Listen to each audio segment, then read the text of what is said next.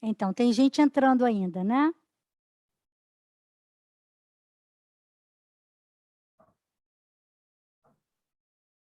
Oi.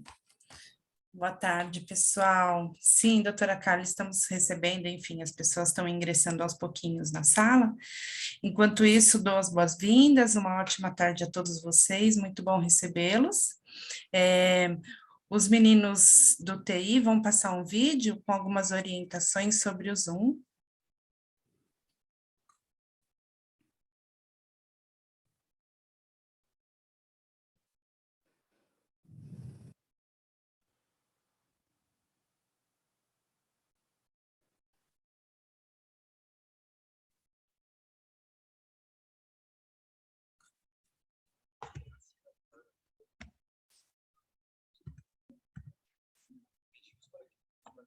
Douglas, se você já deu o start, a gente não está ouvindo as orientações.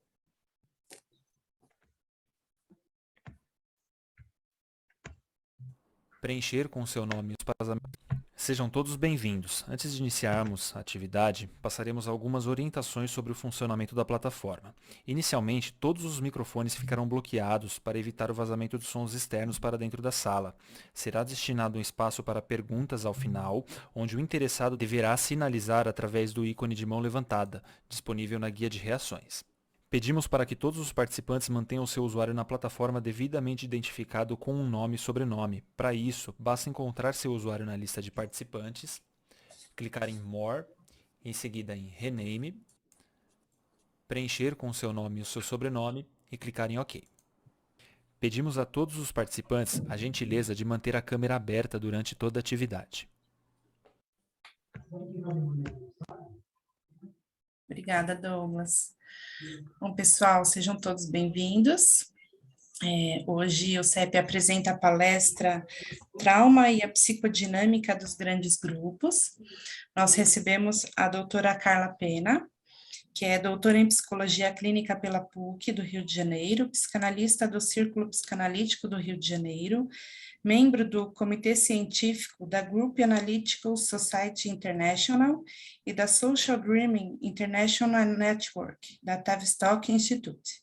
É ex-presidente da Sociedade de Psicoterapia Analítica do Grupo do Estado do Rio de Janeiro e da Associação Brasileira de Psicoterapia de Grupo. Publicou os livros Inconsciente Social e Reflexões Psicanalíticas e Analíticas do Grupo sobre Multidões. Nós recebemos hoje também a doutora Denise Levy, que é vice-presidente do Núcleo de Psicanálise e Ação Social, o NUPAS, e coordenadora do Núcleo de Formação Permanente, Prática Clínica, Psicanálise em Instituições do CEP. Eu dou a palavra agora à doutora Denise e desejo a vocês uma ótima atividade. Obrigada. Boa tarde a todos. Boa tarde, Daniela. Obrigada pela apresentação. Obrigada para a doutora Carla por aceitar o convite do CEP. Obrigada a todos pela presença e um agradecimento muito especial aos integrantes do NUPAS que estão aqui. Então, essa é uma atividade oferecida pelo Núcleo de Formação Permanente de Psicanálise e Instituições do CEP, que eu tomo uns minutinhos para apresentar para aqueles que ainda não conhecem. Como o nome já diz, esse núcleo é uma formação continuada, que reúne analistas em formação e analistas já formados que têm em comum interesse por um saber fazer diferente da psicanálise, trabalhando com grupos, com instituições e questões sociais. A formação inclui o seminário teórico, que é ministrado no CEP, o atendimento em instituição parceira do Núcleo de Psicanálise e Ação Social, o NUPAS, e também supervisão. O grande diferencial do nosso trabalho é que todas as instituições parceiras do NUPAS são instituições que atendem pessoas em situação de risco ou vulnerabilidade social. Os nossos analistas levam a escuta psicanalítica às instituições atendendo diferentes grupos, que podem ser diretoria, coordenação, funcionários e pessoas atendidas pela instituição. Vale dizer que nunca essas pessoas estiveram tão à deriva quanto nesses últimos anos, com a situação do Covid, isolamento e desigualdades sociais de todas as ordens.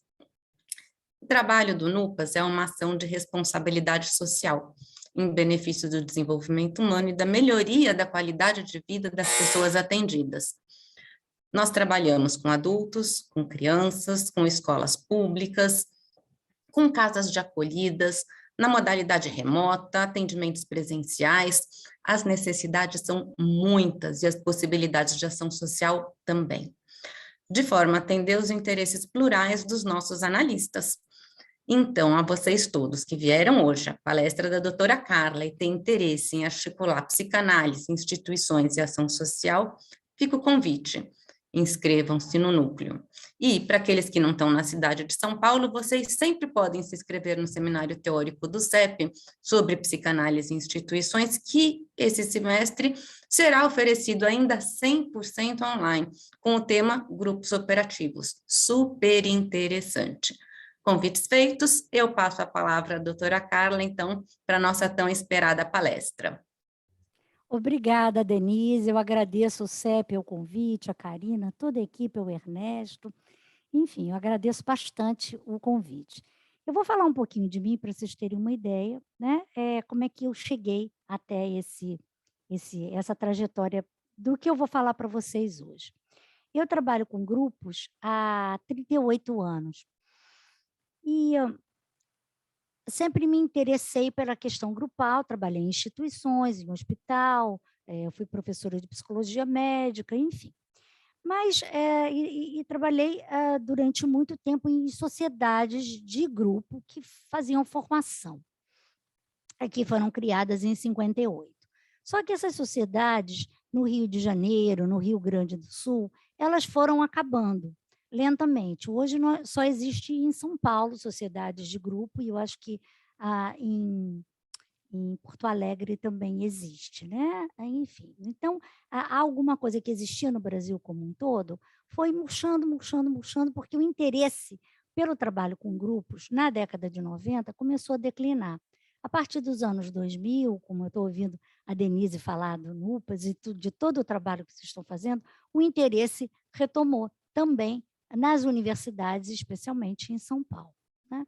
Só que eu fui ficando no meio do caminho, eu aprendi com os pioneiros da psicanálise de grupos ligadas eram psicanalistas da IPA, enfim, então eu resolvi estudar, fazer um doutorado para saber por que num país tão necessitado como o nosso, o que estava acontecendo, por que as pessoas tinham tão pouco interesse em serem atendidas em grupo e por que os psicólogos tinham tão pouco interesse em fazer formação em grupo, né?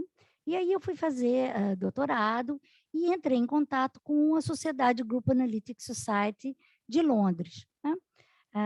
Enfim, então eu comecei a estudar com eles e eu descobri uma série de teorias e de conceitos que nós não conhecíamos aqui. Embora nós tivéssemos uma teorização muito boa, que hoje é pouco acessível porque os livros são esgotados. Então, a gente tinha, na década de 50, trabalhos com populações de rua, com mendigos, em hospitais, trabalhos institucionais, trabalhos com sonhos, mas isso tudo foi descontinuando. E esses analistas mais velhos foram falecendo, então houve um gap entre essa história inicial dos anos 50, 60, meados dos anos 70, e houve um gap nos anos 90, final 90, até os anos 2000, e agora o interesse crescente. Então, eu resolvi estudar. E quando eu fui estudar, eu me encantei justamente com a psicodinâmica dos grandes grupos, que era toda uma teorização que a gente não conhecia aqui no Brasil, porque a gente trabalhava com grupos pequenos, né? Grupos médios e grupos grandes, a gente não tinha esse trabalho. Poderia até acontecer, né, em comunidades terapêuticas, mas não havia uma teorização. Então, eu fui estudar essas teorias e acabei me dedicando a esses aspectos teóricos que estão muito relacionados com a questão do trauma. Então, por isso, o tema da minha comunicação de hoje é trauma e psicodinâmica dos grandes grupos. Então, eu vou falar, vocês podem pegar, anotar, fazer anotações, e quando eu acabar, talvez a gente consiga, vocês podem perguntar, mas talvez a gente possa conversar um pouco, porque eu acho que vocês vão ficar curiosos com esse tipo de trabalho, porque, para mim, é extremamente promissor para o Brasil, né? Então, eu vou começar falando um pouco sobre a psicanálise, né? A psicanálise tem mais de 100 anos e passou por uma série de desenvolvimentos clínicos e teóricos e uma pluralidade de tradições. Embora para Freud o universo da clínica tenha sido a matriz a partir da qual a psicanálise se expandiu, a psicanálise era muito mais do que um método terapêutico e seu alcance estendia-se em análise investigativa de fenômenos culturais. Claro, a gente tem vários artigos freudianos dedicados à cultura, né? E preocupados em entender coisas que iam além do universo do indivíduo. Contudo, os discípulos do Freud abraçaram essas causas de formas diferentes, conferindo maior ou menor interesse às influências do contexto sócio-histórico em seus desenvolvimentos teóricos e nas diversas escolas de pensamento. Mesmo assim, desde os primórdios da psicanálise, e hoje a gente tem um contato maior com as clínicas sociais, com os trabalhos que eram feitos pelos freudo-marxistas nos anos 20 e 30, e todo o diálogo que a psicanálise teve com a escola de Frankfurt nos anos 30, ainda na Alemanha e depois mais tarde, né, com Adorno e outros autores, a gente pode entender que havia sempre uma tentativa de diálogo com outros saberes e uma tentativa desses movimentos, o marxismo, né, e a teoria crítica, de fazerem articulações importantes com a psicanálise. Contudo, quer dizer, para a gente avançar um pouco na compreensão desses fenômenos, né, especialmente os desafios da psicanálise contemporânea, a gente precisa de uma abordagem que valorize o contexto sociopolítico-cultural onde o sujeito está inserido, né? Então, eu acho, para mim, pelo menos, já se passou aquele tempo em que a gente trata no nosso consultório, analiticamente, uma pessoa completamente desconectada, né, do contexto que ela cerca, focando apenas no universo intrapsíquico, né? Então, mesmo assim, a despeito da crescente ampliação do paradigma intersubjetivo da psicanálise, ainda hoje persistem reflexões que, mesmo inadvertidamente, têm como elemento norteador uma visão que opõe o indivíduo e a sociedade, né? A gente pode ver o próprio texto do Freud, de O Mal-Estar na Cultura, né, que essas dicotomias estavam bem marcadas. Mas mesmo desde a década de 30 até hoje, muita coisa vem sendo estudada e tem autores, especialmente Norbert Elias, que é um autor, um expoente da sociologia, ele foi trabalhar justamente as interdependências entre indivíduo e sociedade, e dizer que essa polarização, essas dicotomias típicas da modernidade são uma falácia, porque indivíduo e sociedade estão interligados. Então, mesmo assim, persiste na psicanálise pensamentos lineares que colocam o sujeito ou o social a priori, esquecendo-se que as relações entre indivíduo e sociedade são cocriadas intersubjetivamente e, se a gente for falar em grupos, transsubjetivamente, né? Aqui também é importante lembrar o que Freud, na primeira página do texto sobre a psicologia das massas e a análise do eu, né, ele diz: a psicologia individual é, ao mesmo tempo, também psicologia social. Embora a afirmativa freudiana tenha sido pouco valorizada em seu potencial transformador há 100 anos atrás, em 21, ela forneceu o solo para que a ponte entre o indivíduo e o coletivo fosse criada, permitindo que trabalhos psicanalíticos fora do setting tradicional adquirissem sentido e legitimação. Mas aí a gente faz a pergunta: como é que o psicanalista pode se posicionar diante de questões, né, que estão fora do escopo da clínica propriamente dita. E aí vem o Leopoldo Nozek, que diz o seguinte, que é tarefa do psicanalista abrir caminhos que levem do campo pulsional ao civilizatório, produzindo pensamento e ação no mundo, justificando a atividade reflexiva sobre aspectos que produzem mal-estar na atualidade, como a barbárie, a violência, os traumas coletivos e como o da Covid-19, porque a Covid-19 é um trauma massivo, um trauma coletivo. Assim, no contexto atual, onde o trauma é onipresente no mundo todo, parece necessário insistir na substituição da ação pelo pensamento em prol do civilizado. A psicanálise pode e deve se implicar nesse debate. Essas questões têm um impacto direto na teoria psicanalítica através do trauma, né? Então, a questão do trauma, ela vai atravessando a psicanálise, a história da psicanálise. E a gente está vivendo um momento ímpar, que eu diria que a gente viveu na gripe espanhola, a gente viveu nas duas grandes guerras, mas a gente está vivendo um momento de absolutamente descentramento, né, do sujeito, uma série de questões profundamente disruptivas, e eu acho que vão deixar uma marca que a gente vai precisar de muitos anos para elaborar.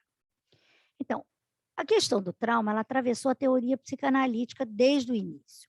A sua importância oscilou dentro da teoria.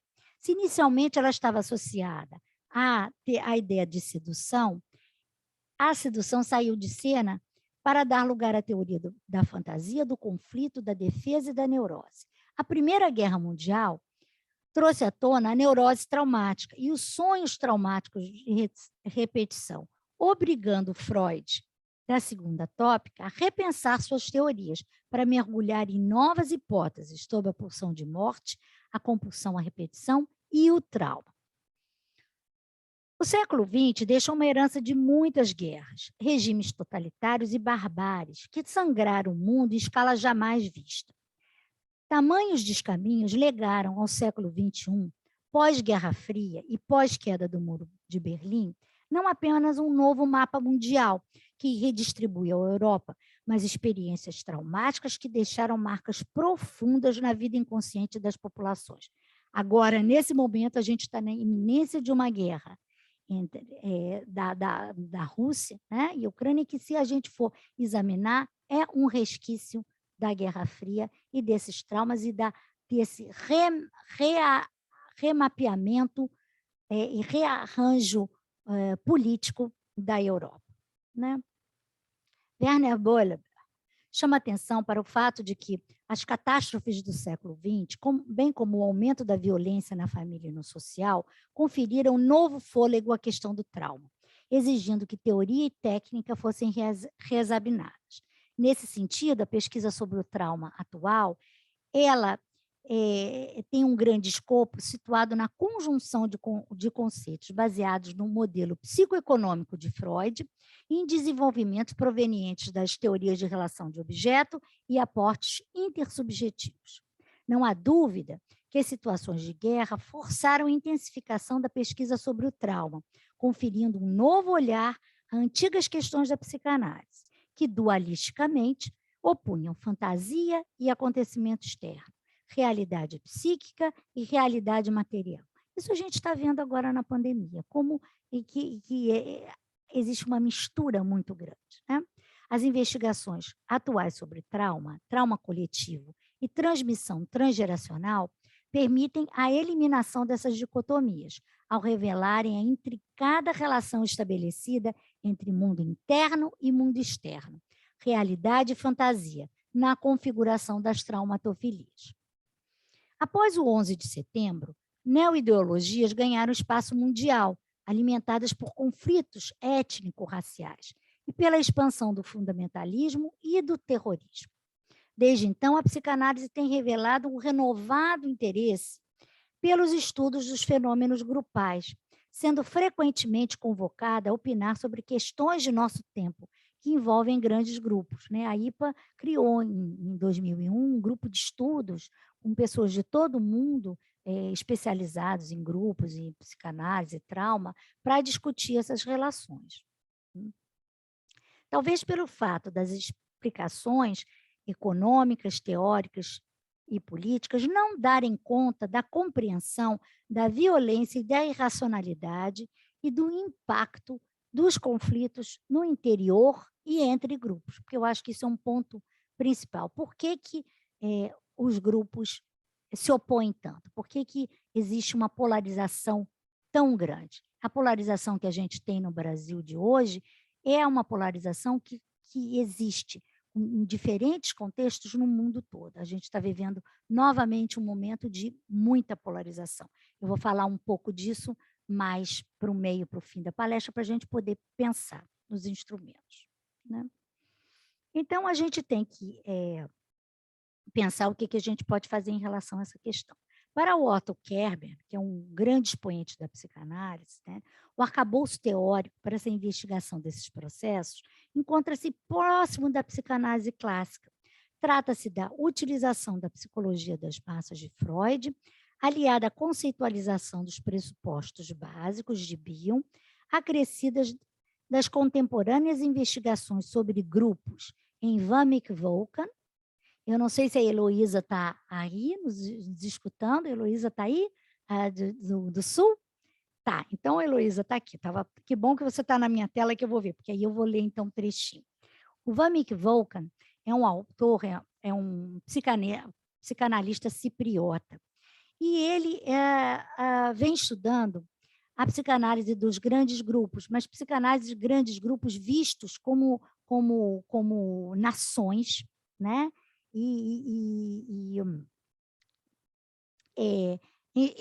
Entidades, né, étnico-sociais.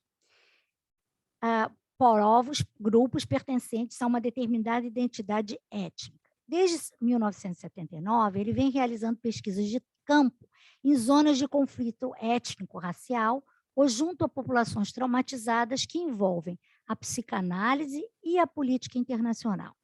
O Volkan afirma que as contribuições da psicanálise são extremamente relevantes para a compreensão das questões mundiais relacionadas a identidades étnico-nacionais, lideranças políticas e religiosas, diplomacia, violência em massa, racismo, terrorismo, trauma e luto social. Corroborando com as ideias de Kerber, de que a experiência psicanalítica no trabalho com crianças e com a psicopatologia de estados narcísicos borderline, ele acha que esses dois estudos, né, tanto o desenvolver a teoria da psicanálise infantil, como a psicopatologia de estados narcísicos borderline, tem muito a contribuir para esses estudos, né, de grandes grupos não estruturados, né? Então, o Volkan, ele utiliza de uma forma extremamente criativa ideias e conceitos da psicanálise para tratar esses conflitos. Ele é praticamente desconhecido no Brasil. No meu primeiro livro, eu tenho um capítulo sobre ele, né? Esse livro aqui, O Inconsciente Social. E a Heloísa está preparando, né, uma dissertação de mestrado, que ela vai usar a teoria do Volkan, né? Então, é um autor que vem chegando, tá? Para a gente poder compreender como é que mecanismos primitivos de defesa, como regressão, introjeção, projeção, clivagem, dissociação e recusa, utilizados pela psicanálise, são fundamentais para compreender conflitos entre grupos, né? E ele também vai criar uma metodologia de intervenções psicossociais em situações de trauma e conflito. Só que eu não trabalho diretamente com o Volkan. O Volkan já tem 85 anos e é um homem que trabalha a nível de presidente da República, um homem, digamos, muito importante, né? Eu trabalho com uma outra pessoa que é bastante interessante, que trabalha com essas questões de trauma e grandes grupos, dentro de uma perspectiva mais psicanalítica, mas que envolve a sociologia e envolve a grupo-análise, que se chama Earl Hopper, com quem eu venho trabalhando já há 17 anos. Tá? E também ele é um dos líderes de um projeto chamado O Inconsciente Social, né, que pesquisa justamente essa questão. Eu posso depois falar um pouquinho na hora das perguntas sobre isso, mas não era o tema, né? Mas é um tema bastante interessante. E agora eu vou fazer uma apresentação em agosto na minha sociedade de psicanálise sobre a questão do inconsciente social dos brasileiros e a relação com o racismo. Tá? Enfim. Então, é possível constatar que, embora a pesquisa sobre traumas coletivos e sociedades traumatizadas ainda esteja em seu início, ela promete muito, né? Permitindo elaborações traumáticas e transformar dor e silêncio em luta e narrativa. Trauma e pandemia. A pandemia de Covid-19 nos inseriu num pandemônio, em uma situação de trauma coletivo em escala mundial. Epidemias e pandemias são doenças de massa que ameaçam não apenas a sobrevivência, mas também a ordem social e coletiva. Seu enfrentamento, como diz Foucault, requer um olhar múltiplo, transdisciplinar. De uma hora para outra, fomos remetidos ao universo do irrepresentável com a pandemia, onde o medo do desconhecido passou a namorar com o conhecido não pensado de bolas. Através dos excessos da ordem do traumático, a vida na pandemia rompeu escudos protetores, levando-nos na proteção do confinamento a experimentar realidades virtuais no lugar de espaços sociais, como hoje. A vida cotidiana transformou-se em um pesadelo em vigília, onde sonho e realidade, fantasia e ilusão, espaço e tempo se misturam. A gente, quando sai na rua, a gente fica em dúvida, tanta gente sem máscara, tanta gente aparentemente vivendo uma vida normal e a gente tendo que se proteger, né? Eu sempre me pergunto se eu estou com alguma patologia, se eu estou tô fóbica, ou se eu realmente tenho apenas medo de pegar Covid. Enfim. Então, essa questão, a invisibilidade do vírus, a incredulidade diante de sua existência, ameaçou até o nosso teste de realidade, acionando defesas paranoides. Os autores clarianos afirmaram que o medo da morte se encontra nas raízes da angústia persecutória. A fragilidade e o medo diante do estranho outro, dessa vez alocado no vírus, deu lugar a projeções maciças e polarizações, que já vinham acontecendo no Brasil e no mundo, mas que se acirraram de forma dramática na pandemia, né? Em sua dimensão individual, permitiram a projeção de medos internos e defesas como negação e cisão. Em sua dimensão coletiva, ativaram defesas sociais e coletivas através da proteção propiciada pelo pensamento fundamentalista, né? Pensamento fundamentalista não é fundamentalista religioso islâmico, pensamento fundamentalista é um pensamento que não permite a diferença. É um pensamento em que todo mundo tem que pensar a mesma coisa. Aliados ao totalitarismo e ao obscurantismo, bem como a crescente criação de bodes expiatórios. Então, isso é uma psicodinâmica que a gente vai observar, né? E é isso mesmo, Lígia, é esse nome, Vamick Volk. Se não sucumbirmos ao horror do desamparo e do medo, fomos tomados por um imenso sentimento de orfandade, que nos remeteu às falhas na dependência em relação ao outro, em relação à mãe ambiente, especialmente em relação ao Estado e aos governos, que deveriam, em uma situação como a atual, nos proteger como cidadãos. Então, nós fomos remetidos a várias situações de desamparo, né? Desamparo pessoal, desamparo familiar, desamparo institucional, desamparo social e de desamparo político, né? Então, Hopper, que é esse autor inglês, né, que ele é psicanalista e sociólogo, diz o seguinte: o trauma é sempre uma questão de falha na dependência na relação com o outro, ou em situações que necessitam de continente e holding, na dimensão pessoal, mas também no domínio social. Na pandemia, diante de tão profundas falhas do ambiente como um todo, trauma e regressão tomaram conta não apenas de sujeitos individuais, sujeitos em interação com outros sujeitos, mas como o sistema social como um todo. Então, a gente pode dizer que nós estamos, como um todo, né, a nível pessoal, a nível relacional e a nível social, sociocultural, estamos regredidos. Tá? Angústias primitivas diante das falhas nas relações de objeto tomaram lugar, especialmente o medo do aniquilamento e da morte. A gente tem que conviver o tempo todo com a morte. Eu não sei se vocês têm experimentado. No início, era muita gente morrendo de Covid. Em janeiro, de janeiro para cá, umas 15 pessoas que eu conheci faleceram, né? Idosos, em sua maioria, não de Covid, né? Mas talvez da exaustão, né? De tantos anos de pandemia, relacionados também com a idade, né? Monet Carle apontou para a existência no psiquismo de medos anteriores ao medo da castração e da perda do amor do objeto, descritos por Freud, chamando atenção justamente para processos muito primitivos, como o terror da desintegração e a angústia diante das ameaças de aniquilamento.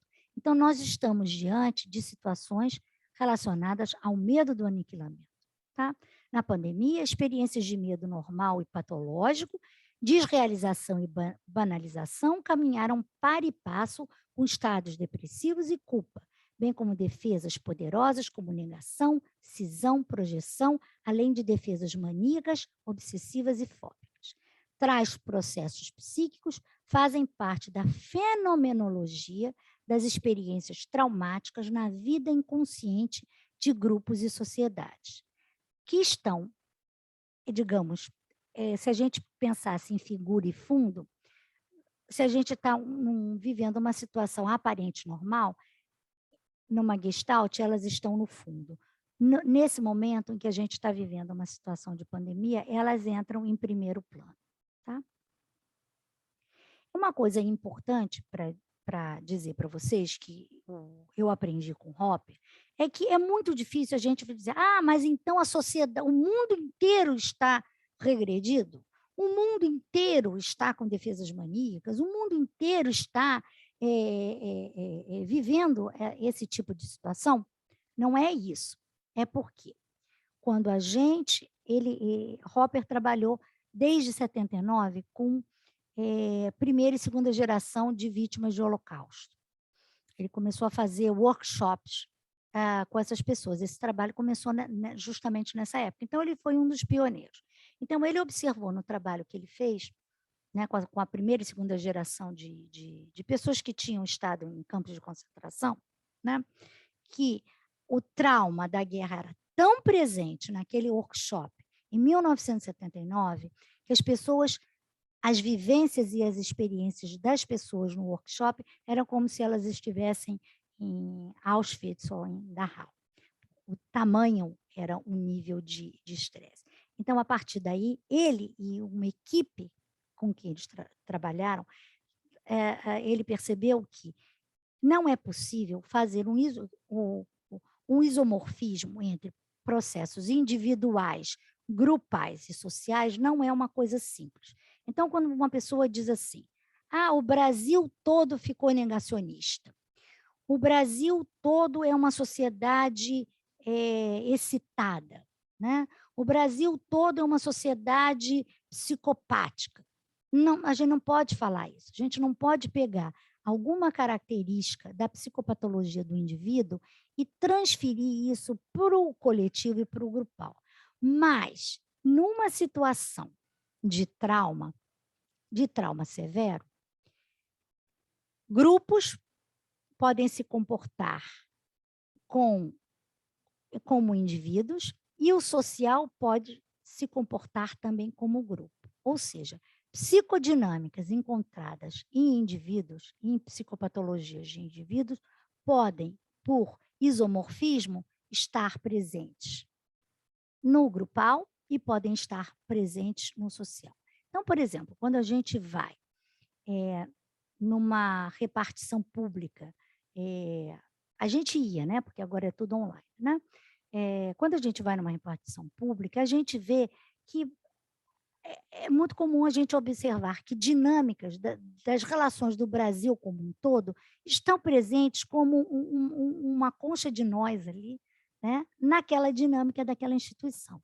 Ou, por exemplo, se a gente percebe, trabalha em situações, em sociedades de psicanálise, a gente vê presentes nas nossas sociedades de psicanálise comportamentos que existem no Brasil como um todo e que existem também em psicopatologias individuais. Né? Então, isso é muito interessante, muito importante para a gente não ficar achando que a gente pode assim pegar alguma coisa do indivíduo e para classificar o social. Tá? A grupo análise, que é essa sociedade inglesa que eu comecei a trabalhar, ela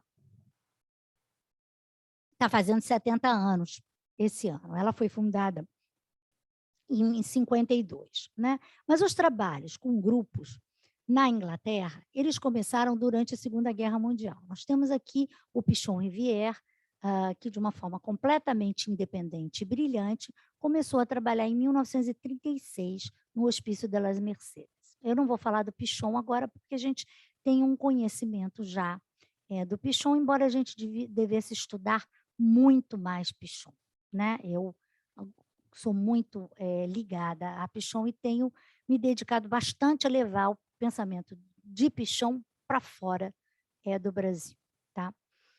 Especialmente porque existe um encontro muito grande das ideias do Fuchs, que é o fundador da Grupo Análise, e do Pichon Rivière. Seria como se eles fossem irmãos gêmeos, separados no berço, nunca se conheceram, nasceram mais ou menos na mesma época, morreram com 1 ano de diferença, mas as suas teorias são muito parecidas. Tá? Enfim. Então, na Segunda Guerra Mundial, aconteceram 2 experimentos com grupos. O primeiro foi do Hickman e do Bion, que levou 6 semanas trabalhando nesse hospital com leaderless groups. Em 2018, eu fui nos 75 anos, no aniversário de 75 anos desse hospital. Então, eu fui até Birmingham, a gente reuniu um historiador, a gente reuniu pessoas que tiveram, de alguma maneira, um vínculo com esse hospital e fizemos um workshop de 2 dias lá para entender. Então, para mim, foi assim, uma emoção inenarrável ter ido nesse lugar, que é um berço do pensamento de Hickman, de Bion, de Fuchs, né? É o berço das comunidades terapêuticas, porque a gente conhece através do Maxwell Jones, mas as comunidades terapêuticas começaram verdadeiramente no Hospital de Northfield, tá? Através da batuta de Tom Forrest-Mann. Tá? Então, esse primeiro experimento do Bion e do Hickman durou só 6 semanas. Eles foram demitidos do hospital, porque eles não estavam seguindo a hierarquia médica, e aí o Bion foi para a clínica Tavistock, e aí, a partir da Segunda Guerra, criou-se o Tavistock Institute of Human Relations, que é especializado em o que a gente chama aqui de psicologia institucional, trabalho em instituições, e com lideranças e organizações baseados no Bion, né? E também teve um segundo experimento que deu origem às comunidades terapêuticas, porque o trabalho de Northfield foi transformado em comunidades terapêuticas, e o alemão que fugiu para a Inglaterra um pouco antes do início da guerra, S.H. Fuchs, né, criou o trabalho com pequenos grupos lá. Paralelamente, o Pichon estava aqui criando na Argentina. E o trabalho com grupos na França, ele foi acontecer depois, 1 década depois, pelo menos, no início, na década de 60. Tá? Enfim. Então,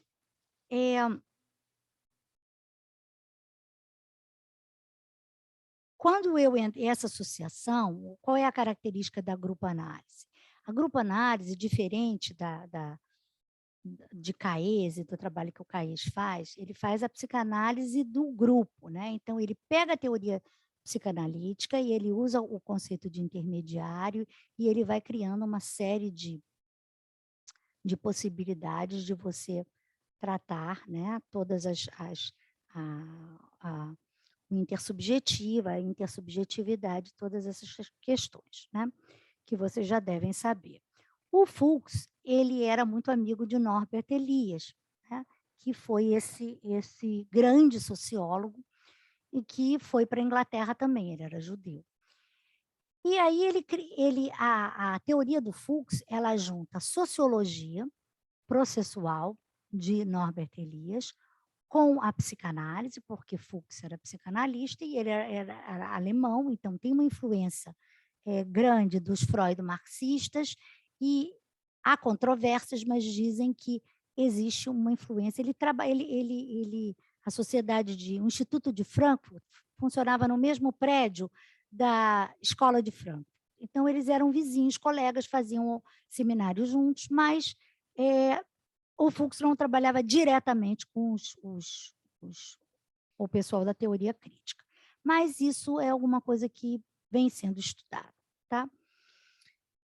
E aí ele criou justamente esse corpo teórico que realiza um diálogo entre a psicanálise e a sociologia com contribuições da história, da filosofia, da ciência política, na investigação de grupos pequenos, médios e grandes. Então, eu diria para vocês que o Fuchs tem toda uma teorização em cima do trabalho em pequenos grupos. Então, você aprende bastante com o Fuchs como a trabalhar com pequenos grupos. Tá? Eu diria que entre Bichon Rivière, Caes e Fuchs, o Fuchs é a pessoa que dá mais elementos para você trabalhar no cotidiano da clínica com pequenos grupos. Tá? O trabalho com médios grupos a gente nunca conheceu aqui, mas são trabalhos com grupos a partir de 16 pessoas, que têm uma psicodinâmica diferente. Tá? E o trabalho com os grandes grupos que eu fiquei completamente apaixonada. Tá? E que agora eu vou começar a falar com vocês.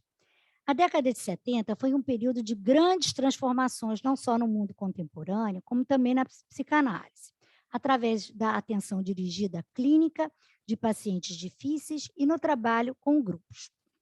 A partir do trabalho de Pierre Turquet e Lionel Krieger, em 75, na Inglaterra, Janzier Caes e Chassiguet Smirguel, na França, a pesquisa com grupos voltou seu interesse para a investigação de angústias primitivas e aspectos agressivos, regressivos e pré-edípicos, presentes nos pacientes difíceis, mas também na psicodinâmica dos grupos grandes. Então, começou-se a investigar processos psíquicos que aconteciam no grupo anteriores à fase edípica.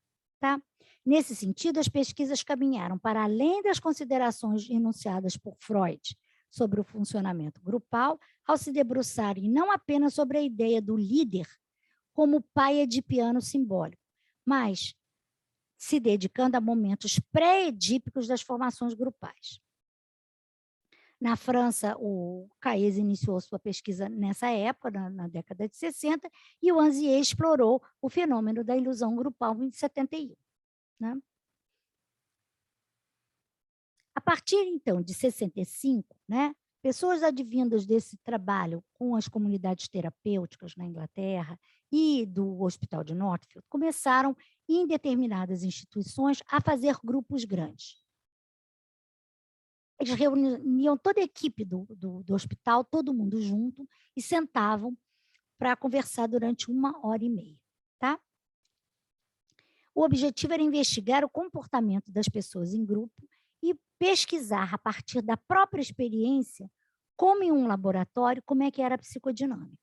Nesses settings, tornou-se possível observar a presença de relações de objeto, operações defensivas e agressividades muito primitivas. Eu me apaixonei pelos grandes grupos, porque o primeiro grupo que eu participei tinha umas 450 pessoas.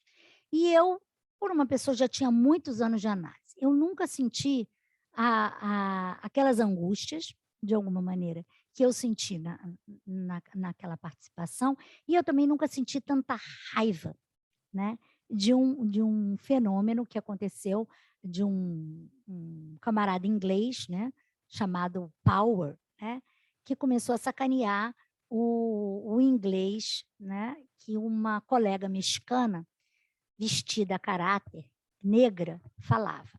Ah, mas, assim,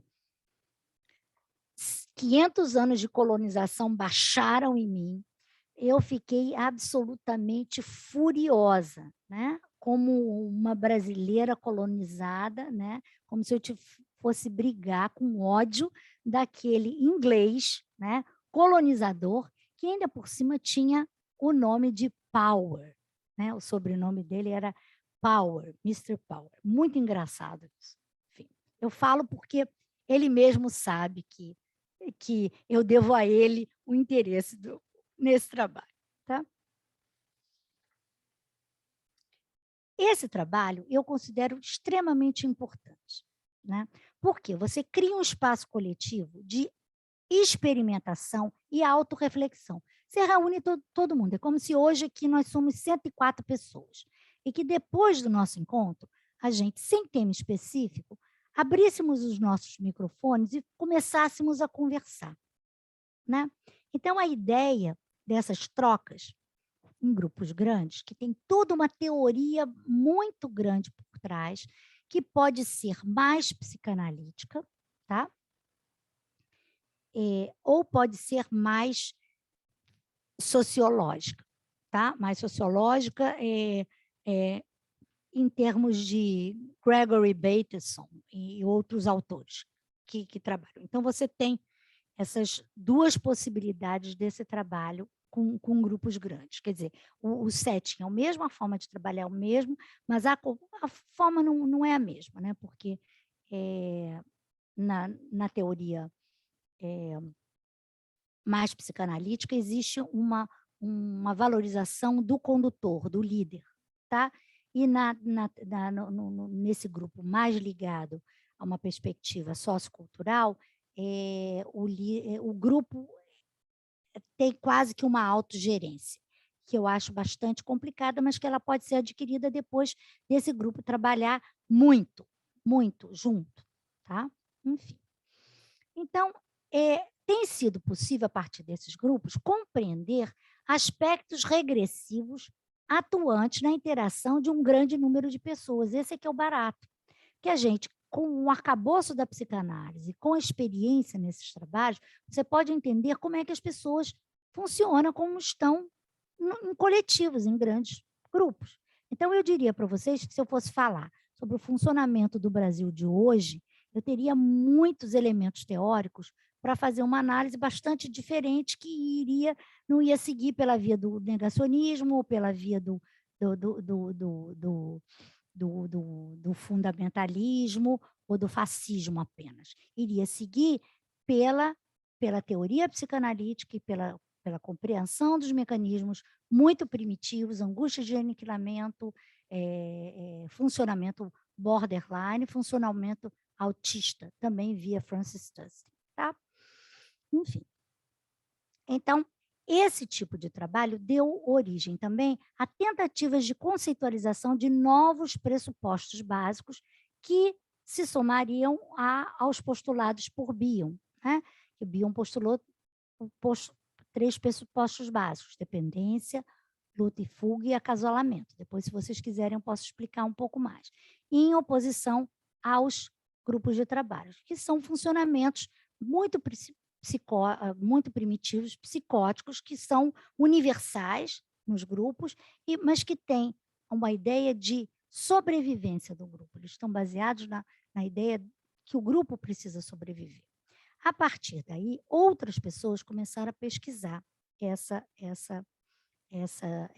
esses pressupostos básicos. Então, essas iniciativas que são desconhecidas no Brasil, o primeiro grande grupo, quem fez aqui fui eu, em 2009, num congresso da Federação Latino-Americana de Grupo, com o nosso colega Luiz Carlos Osório, que eu não sei se está nos assistindo hoje, e que é um grande professor de da velha guarda de psicoterapias de grupo, e uma colega da Alemanha que veio. Alemanha não, desculpe, da Inglaterra, tá?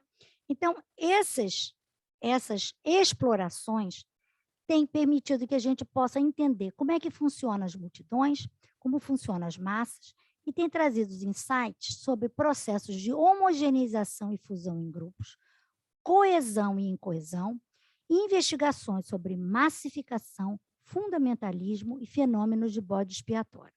Todas essas linhas de trabalho são tributárias ao trabalho freudiano das massas, né? Eu não vou falar aqui, mas assim, é como se a gente fizesse uma trajetória. Você tem o trabalho de psicologia de grupo e análise do ego, que na verdade é psicologia das massas, né, do Freud. Depois você tem um trabalho que eu não vou falar, porque o tempo já está avançando e eu quero deixar um tempo para a gente conversar, que foi um trabalho pioneiro que o psicanalista John Wickman fez na Rússia, em 1917, na Rússia czarista, que foi o primeiro trabalho em que se utilizou a psicanálise para compreender o funcionamento de uma comunidade, de um grupo, de uma vila. Mas esse trabalho ele fez uma palestra sobre esse trabalho em 1938, na Sociedade Britânica de Psicanálise, e até 2003 esse trabalho não tinha sido publicado. Não era de conhecimento público. Ele rolava nas mãos justamente desses colegas das sociedades de grupo, que eram psicanalistas que trabalhavam com essa questão dos grandes grupos, e eu tive acesso a esse trabalho na época, né? Até que depois ele foi publicado. Tá? Então, numa outra ocasião, eu falo desse trabalho. Tá? Os estudiosos de grandes grupos, na década de 70, debruçaram-se inicialmente a tendência à busca de homogeneidade nos grandes grupos, como uma proteção contra as angústias primitivas. Então, todo mundo fica igual, fica uma massa, todo mundo junto, todo mundo igual, porque aí a gente fica protegido, né? Assim, inspirado na experiência russa do Hickman, né? O psicanalista, ele era francês, mas ele trabalhava na Inglaterra. Pierre Turquet trabalhava na Inglaterra e na Tavistock, tá? no Tavistock Institute, tá? Postulou a teoria de oneness, que foi inicialmente considerada um quarto pressuposto básico, que somaria os de Bion para a vida inconsciente dos grupos. Só que não se verificou com o tempo, se percebeu que não era um pressuposto básico, porque não tinha universalidade. A visão de Turquet de grandes grupos não estruturados, por quê? Uma coisa são os grandes grupos que a Heloísa vai pesquisar do Vamek Volkan, que são as sociedades vistas como grandes grupos. Outra coisa são os grandes grupos criados como se fossem em laboratório, em instituições, em congressos, em que você se senta para estudar o próprio comportamento dos participantes e teorizar em si. Tá? Então, a partir do trabalho do Turquet é em cima disso. Tá? Então, ele diz o seguinte: de uma maneira geral, os participantes de um grande grupo estariam em busca de uma união com uma força onipotente, que os levaria a se renderem como indivíduos ao grupo, com o objetivo de preservarem sua existência através do desenvolvimento de um sentimento de totalidade, wholeness, que eles chamam, que permitisse ao indivíduo perder-se em sentimentos oceânicos de união com o grupo através de uma inclusão salvadora. Então, por exemplo, esses grupos, sabe esses grupos do Jim Jones que se suicidam coletivamente? Eles têm um funcionamento extremamente regredido, baseado nessa perspectiva, né? de se fundirem, né? Como uma massa, ficarem exatamente todos homogêneos, né? Justamente porque o estar num grupo grande traz ameaças muito grandes à identidade e mobiliza profundas angústias primitivas, persecutórias e etc. Tá? Então, através dessa ameaça identitária, os indivíduos regrediam, e a defesa encontrada era justamente a homogeneização. A sobrevivência do indivíduo se dava através de uma tentativa de ser igual, semelhante ao outro, levando à fusão com o grupo. A partir da ameaça identitária e da regressão, porque quando você está num grupo grande, você regride, né? Quando você está numa manifestação, você não se comporta como você estivesse num grupo pequeno de pessoas, né? Quando você está no desfile de escolas de samba também não. E eu diria para vocês que quando a gente sai hoje, eu moro no Rio de Janeiro, eu vou na praia, eu quero ir na praia, só que só posso ir às 7 horas da manhã. Teve um dia que eu cheguei lá às 9, estava todo mundo sem máscara, a praia lotada, eu de máscara parecia uma maluca, uma psicótica. Aí eu falei, tá bom, ótimo. Aí fui no mar, molhei o dedinho do pé, peguei minha bolsinha e fui embora. E falei, você está maluca ou você está com juízo demais? Tchau, turma. E fui para casa, num sábado de sol. Bom, então, o comportamento dessas pessoas é caracterizado por inveja, porque o Turquia era clariano, identificações projetivas, bombardeamento de identificações projetivas, medo de aniquilação, angústias de separação, fusão e skin fenômeno, né? Fenômeno de eu-pele. Tá? Assim, de uma forma distinta proposta por Freud, o grande grupo estaria diante de uma fusão narcísica coletiva com a imagem, não mais do pai edípico, mas da mãe onipotente.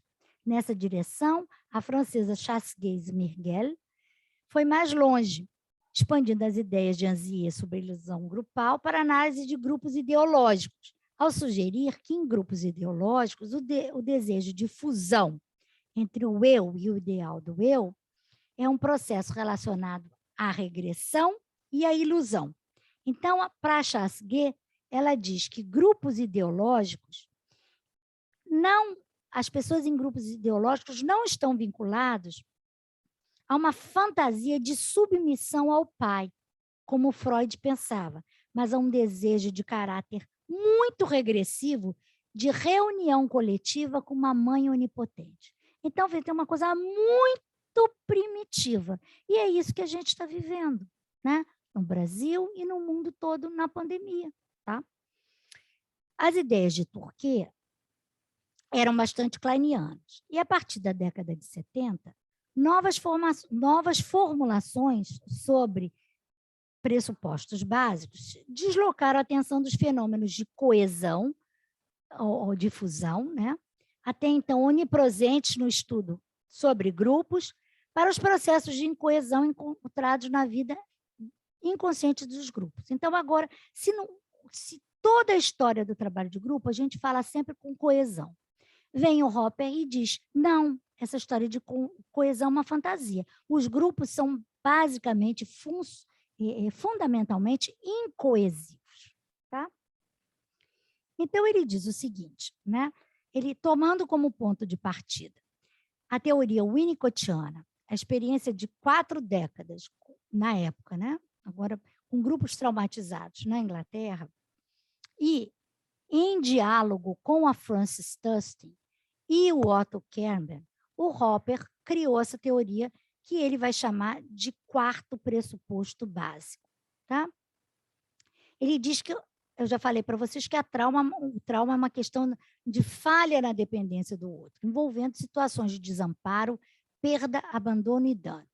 A teoria dele associa a falha na dependência básica, vista de uma forma mais ampla, à la Winnicott, com a experiência traumática.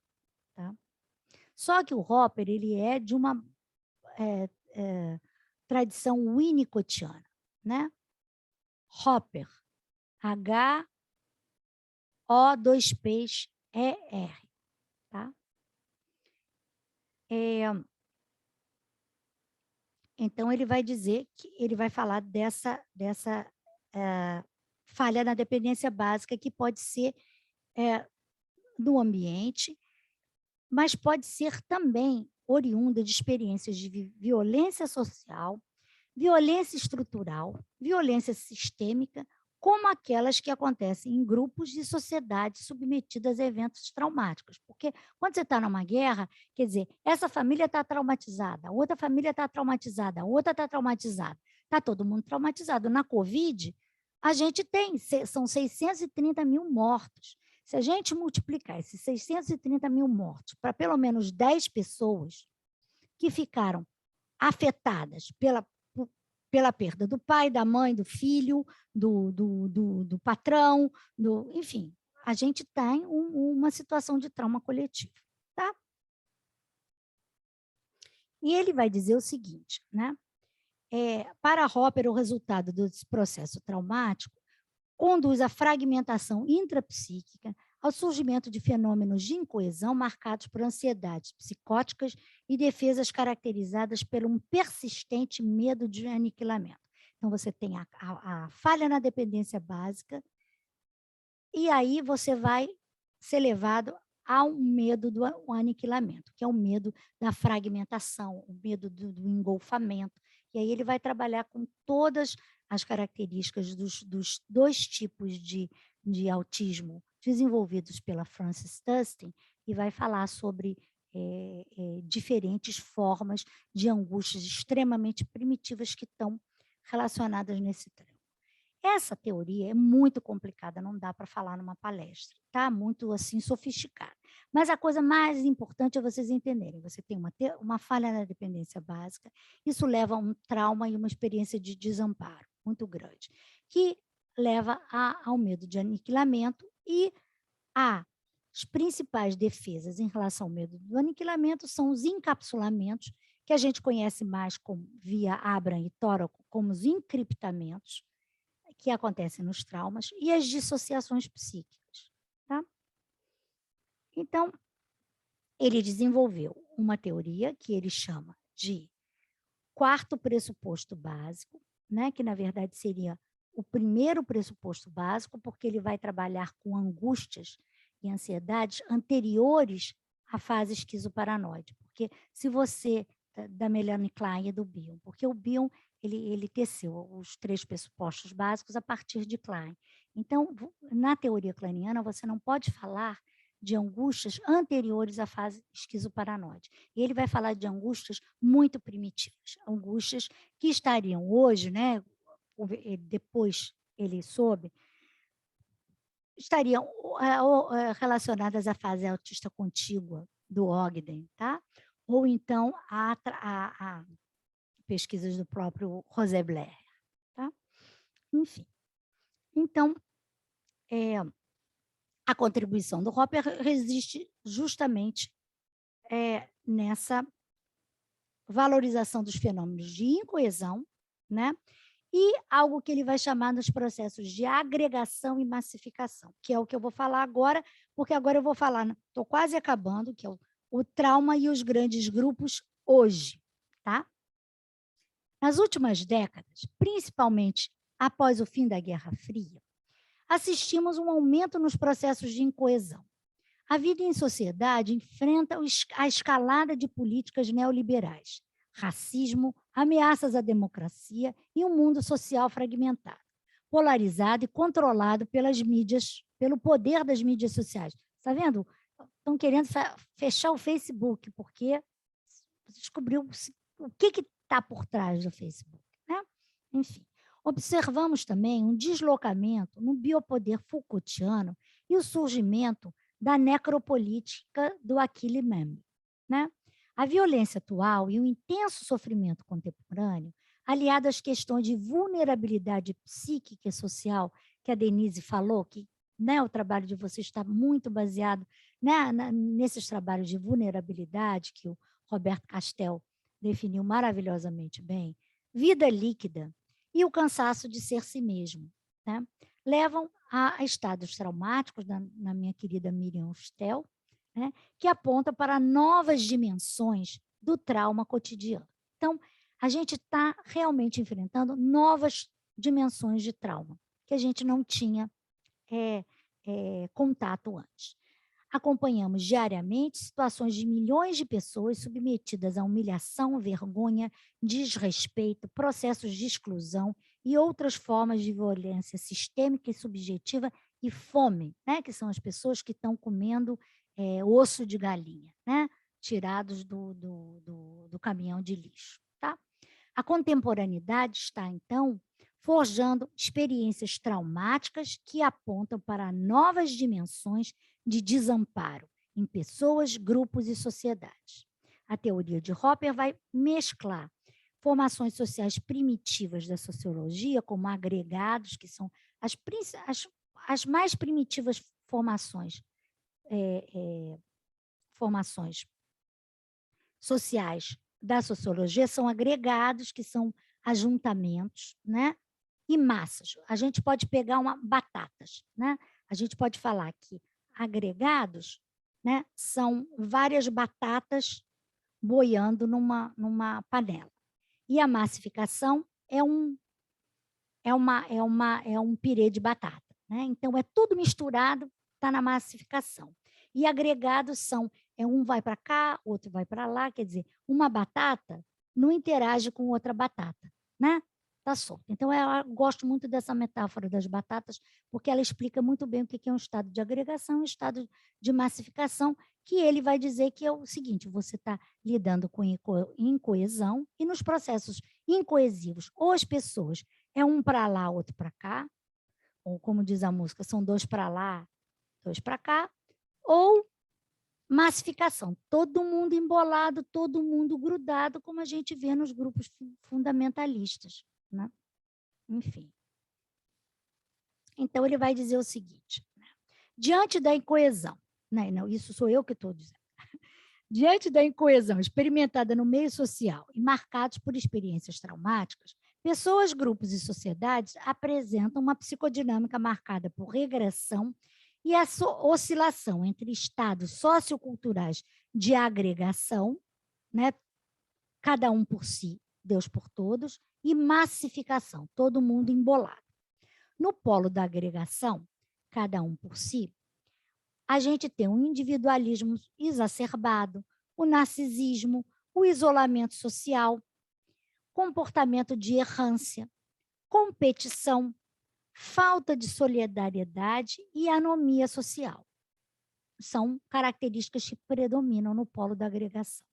Já no polo de massificação, é um por todos, todos por um. Eu gostei até de pensar nos quatro mosqueteiros, né?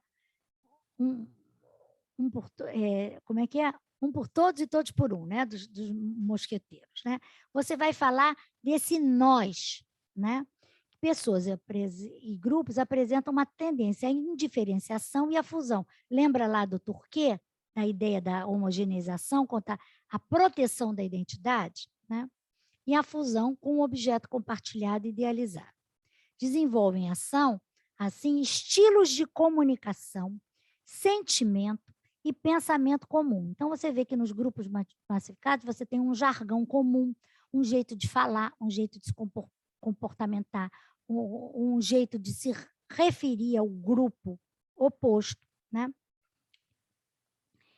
Esse comportamento massificado é marcado por projeções maciças, funcionamento esquizoparanoide, polarização maciça, agressividade crescente e criação crescente de processos de bode expiatório. Porque os processos de bode expiatório, eles estão relacionados à agressividade constante que é necessária ser projetada para fora para manter a coesão, a falsa coesão, porque não é coesão, desse grupo extremamente massificado.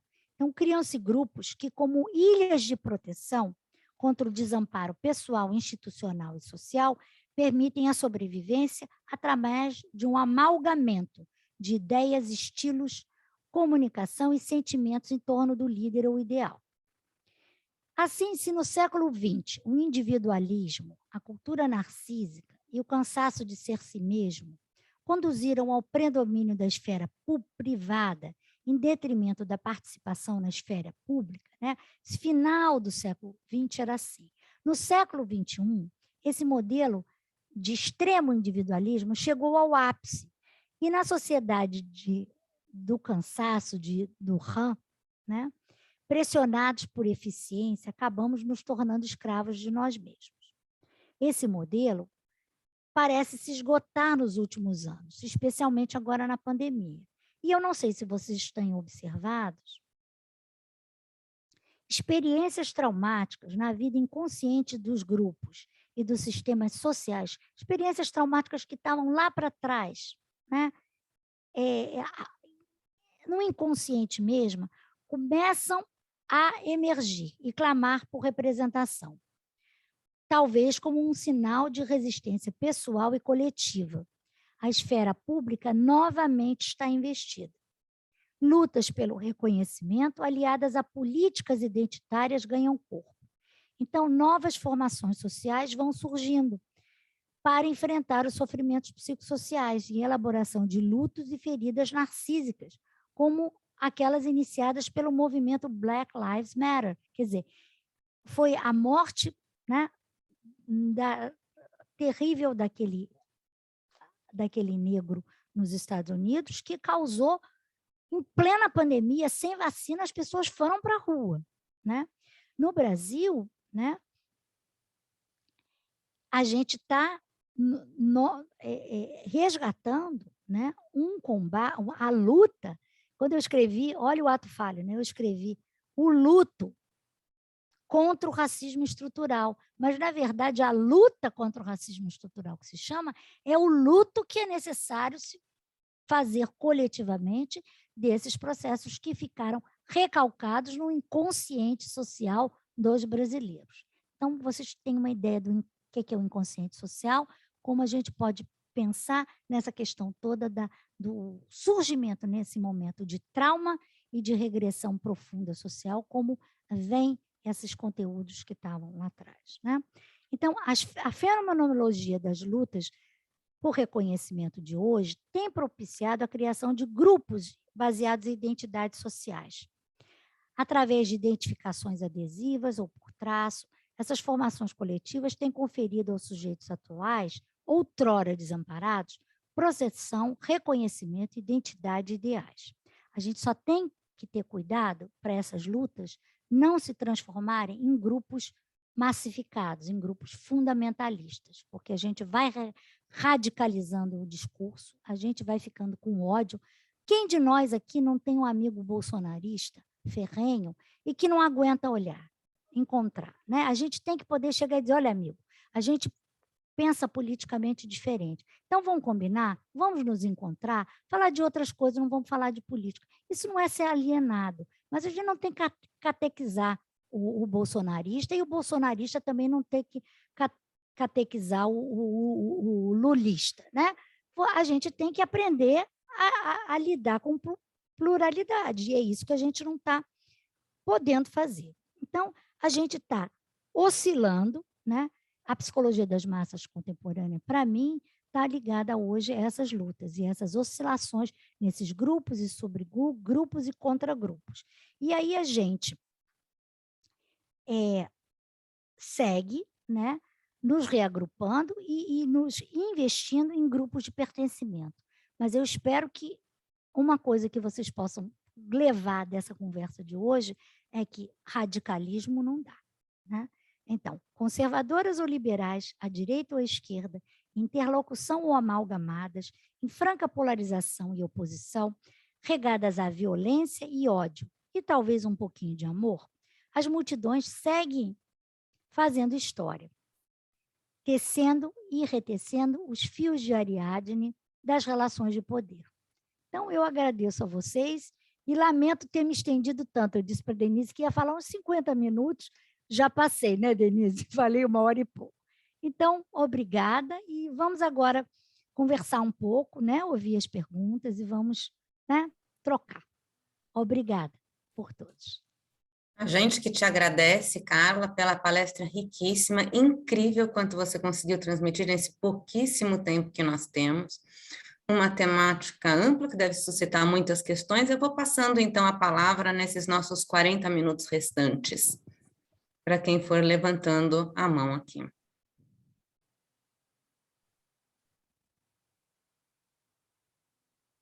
Obrigada, gente. Quem quer perguntar alguma coisa ou trazer uma questão que a gente possa discutir?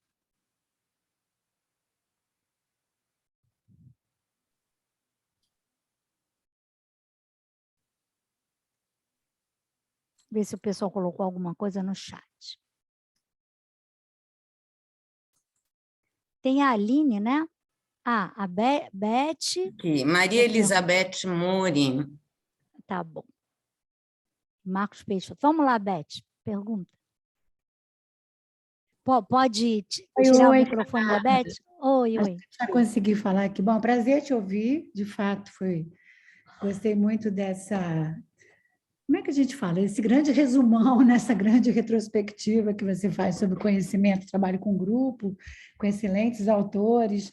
E, bom, mas enfim, eu vou para o final, né? Acho que a sua última frase, ela nos traz uma esperança, né? No sentido de que,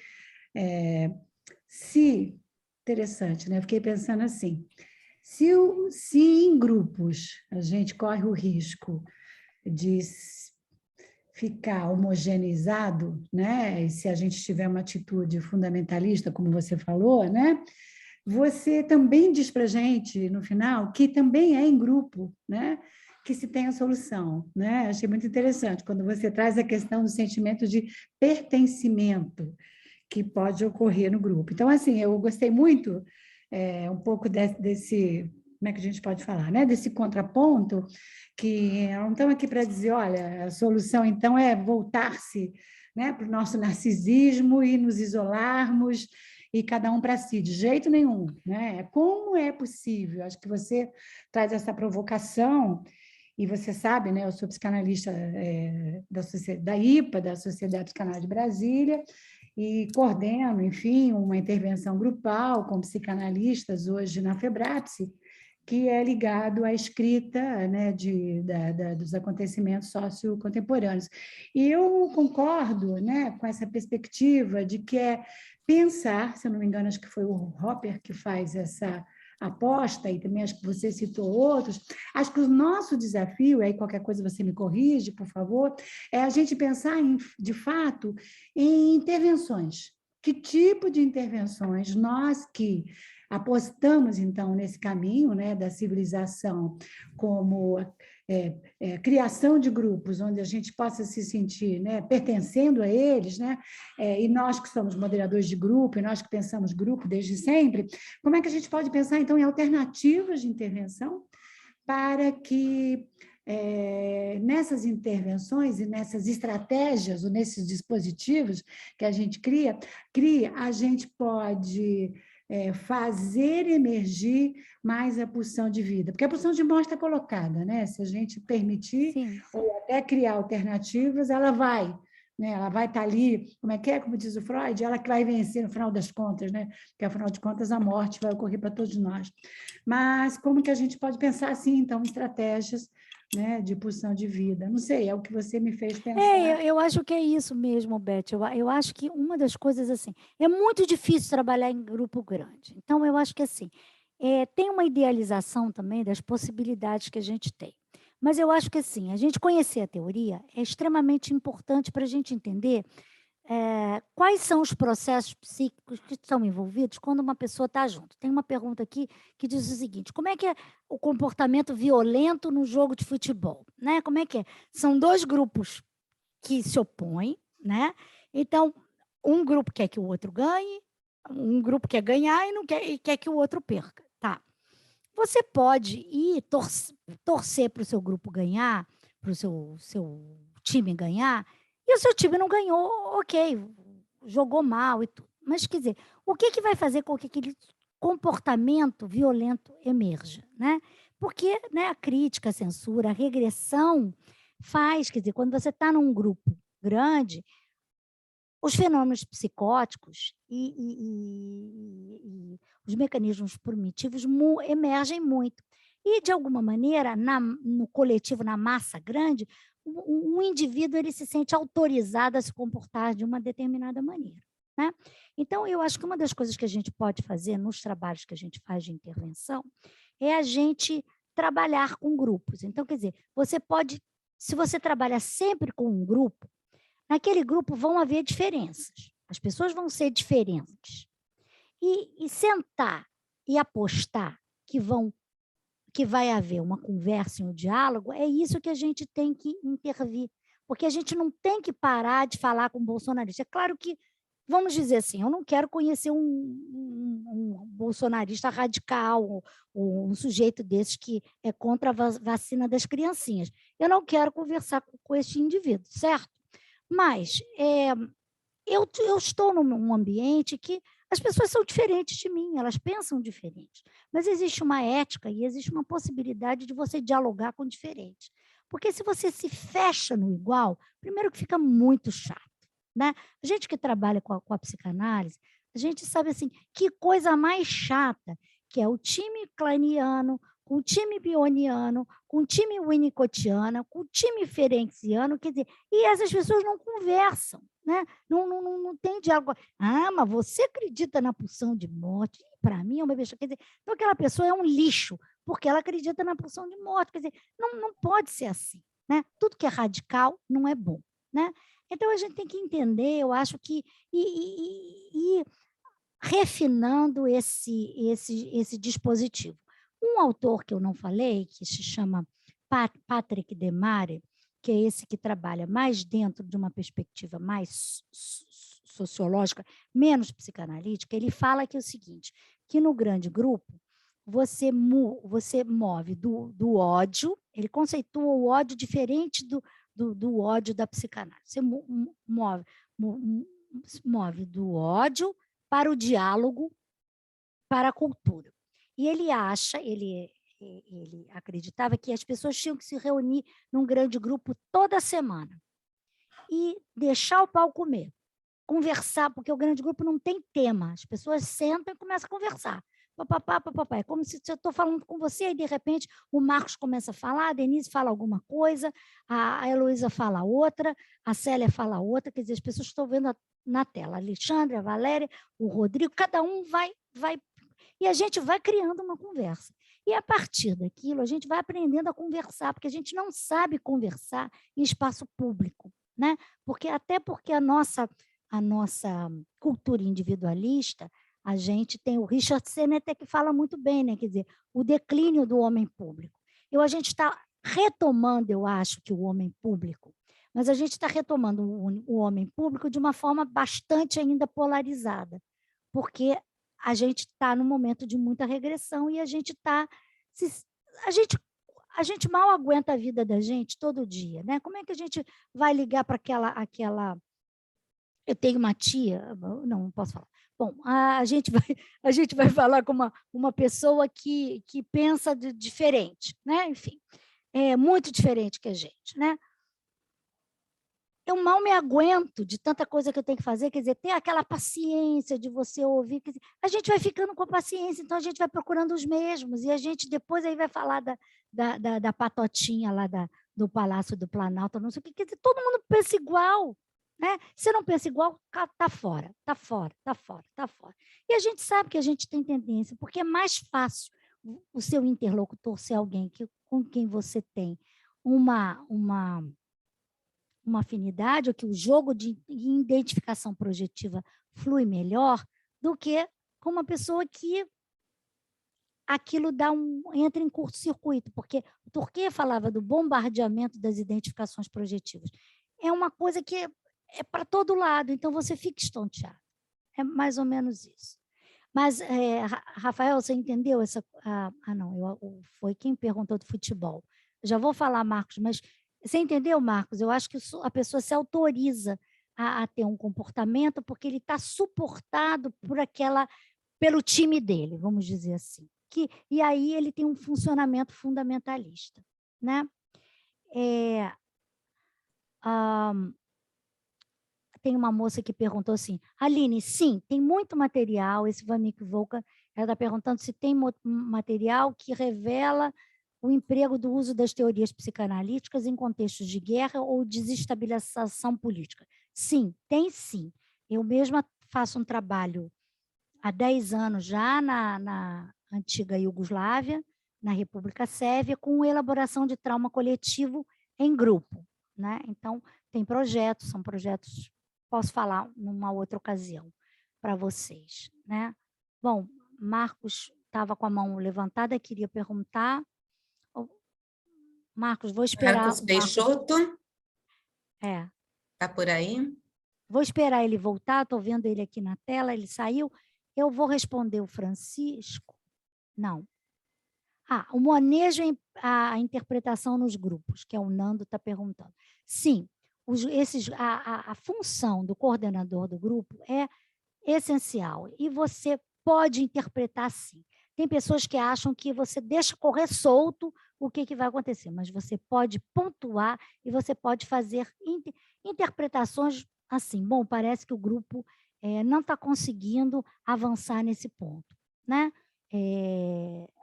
Estamos presos nessa dinâmica, o que está acontecendo? O que isso está lembrando a gente? Então, é mais ou menos, é parecido, a gente pode usar o mesmo tipo de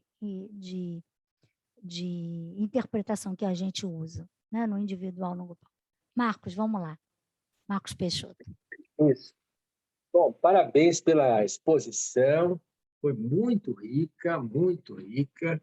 Eu gostei demais, me abriu a curiosidade para percorrer esses autores que eu, alguns de nome, mas nenhum deles profundamente. E eu queria apenas rememorar duas experiências pessoais para corroborar o que você disse. Uma é de que eu participei quando estudante, hoje eu tenho 77 anos, mas já fui estudante universitário, e naquela época nós participávamos de uns grupos com reflexões a partir dos princípios do ver, julgar e agir. Então, nós levantávamos dados da realidade, procurávamos ver quais os valores que a realidade se apresentava, quais os desvalores, e depois propunhamos uma ação para superar os desvalores. Isso era um movimento grande, tinha muitos núcleos em várias universidades que trabalhavam dessa forma. E uma das coisas que nós também vivenciamos foi aquela dinâmica de grupo proposta pelo Lauro de Oliveira Lima, na década de 60, basicamente, 67, 68, por aí. Mas com essa experiência, eu dei muito mais valor à sua palestra. E ela me enriqueceu muito, bastante. De maneira que eu só pedi a palavra, estava todo mundo em silêncio, para cumprimentá-la e agradecer a provocação que você nos fez. Muito obrigado, parabéns. Obrigada, Marcos. Quer dizer, na verdade, o que você disse é que a palestra deu um significado diferente a alguma coisa que você já tinha experimentado na prática nesses grupos durante muito tempo, né? Exatamente. Muito bom, exatamente. muito interessante. Eu vou só responder o Francisco. Francisco, ele pergunta o seguinte: existe algum trabalho psicanalítico feito em grupo ou empresas focado em executivos para tratar conflitos e melhorar o diálogo desses grupos e empresas? Sim. O Tavistock Institute of Human Relations, ele é totalmente dedicado a esse tipo de trabalho. Ele é inspirado no Bion, né? Foi criado em 46, e ele trabalha exatamente com esse tipo de trabalho. As pessoas fazem uma formação e você tem consultores que são contratados pelas empresas e começam a fazer intervenções, que tem intervenções de grande grupo, tem intervenções de social dreaming, que é uma outra atividade que eu faço em grupo, né? Que a Tavistock também faz, né? E que começou a aparecer, que é você trabalhar a dimensão social do sonho. Então, isso aparece bastante. Bom, tem Carla, antes de passar a palavra para a Karina Braga está pedindo a palavra, aproveito para apresentá-la a todos. Ela é a diretora de educação do nosso Núcleo de Psicanálise e Ação Social, o NUPAS. Então, Karina, a palavra é sua. Obrigada, Denise. Obrigada, Carla. Olha, foi riquíssimo Queria agradecer a tua disponibilidade de estar aqui com a gente e espero que seja o primeiro de muitos encontros, né? Eu acho que tem tanta coisa para a gente esmiuçar de tudo que você trouxe como referência. Eu fico imaginando que tem, enfim, muitos desdobramentos possíveis a partir da tua fala aqui. Obrigada, antes de tudo. Eu fiquei muito curiosa porque a nossa experiência, a experiência do NUPAS, normalmente acontece com pequenos grupos ou, no máximo, com grupos médios, né? Eu fiquei curiosa para entender um pouco o formato, o dispositivo, como é um grande grupo, como esse exemplo que você traz do seu colega Power aí, né? Ele estava coordenando o grupo, é um coordenador, um observador, a gente tem... Eu queria entender um pouco, se você pudesse falar rapidamente. Olha, desse eu posso falar formato. um pouco para vocês, né? E também, assim, já que a gente está conversando, se vocês tiverem interesse, assim, eu e o Hopper vamos fazer um evento na Itália, né? Online, né? Porque não dá para... Enfim, organizada por uma sociedade italiana, que vamos falar, vai ser um evento de 5 horas e poucas sobre grandes grupos. A única, no dia 12 de março. Então, se vocês quiserem, eu mando pelo WhatsApp o convite, eu mando para vocês, e vocês podem se inscrever. Eu sei que até o dia 12 o valor é mais barato. Então, vocês vão... Dá para entender, a gente vai falar sobre a teoria, eu vou falar sobre um pouco da teoria que está nesse meu novo livro, que está sendo lançado agora em julho, né, pela Routledge, e ele vai falar sobre a experiência dele como coordenador. Então, algumas pessoas perguntaram sobre a intervenção, como é que é a coordenação, e ele vai falar justamente sobre os processos de regressão e regressão. Eu mandei, eu acho que para você, Karina, um convite. De repente, você pode circular para as pessoas. A única coisa ruim, né? Quer dizer, até o valor é razoável, acho que é 30 euros. O único problema é que começa às 5 horas da manhã para a gente, porque assim, eu ainda pedi para atrasar um pouco, quer dizer, então vai começar às 10 horas da manhã lá, que são 4 horas a menos, né? De 10 da manhã de lá. Então, é um pouco cedo, mas se a pessoa tiver querendo muito, vai ser bacana, né? Vai ser muito bacana, porque o Hopper está com 81 anos já, então é uma grande oportunidade de ouvir uma pessoa que tem vastíssima experiência no tema. Como é que organiza? Assim, o ideal, quer dizer, tem toda uma logística, o espaço, ele tem que ser uma sala grande, uma sala arejada, e o ideal é que as pessoas tem a ideia do anfiteatro grego, tá? Tem uma ideia de que se você tem uma sala que tem um tablado, você coloca as cadeiras em 2 ou 3 círculos concêntricos, de forma que as pessoas possam se ver todas. Não é em formato de auditório, tá?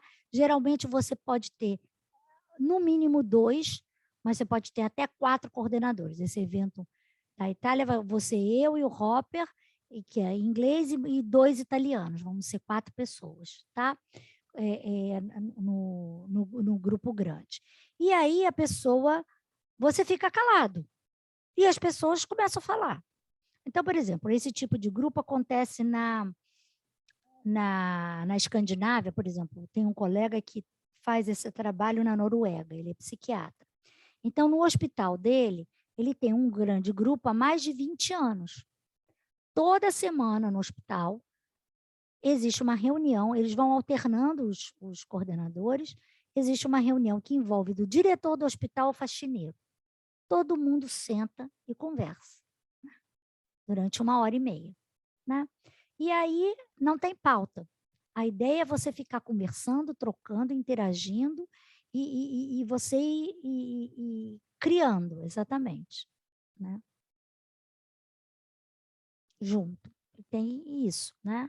Porque a gente não conheceu, entendeu, Karina? Então, eu já vinha de uma longa estrada de grupo pequeno, né? Quando eu descobri o grupo grande, com essa história do Power, eu falei, essa é agora a minha praia. Daqui para frente, só quero saber, né, de estudar isso muito. E aí, eu acabei me especializando. É assim, gente, Tavistock Institute of Human Relations. É isso aí mesmo. Isso aí é coisa que eu estou lendo no chat. Então, quem é agora? Agora a gente passa a palavra para Jaqueline. Jaquelina, me desculpa.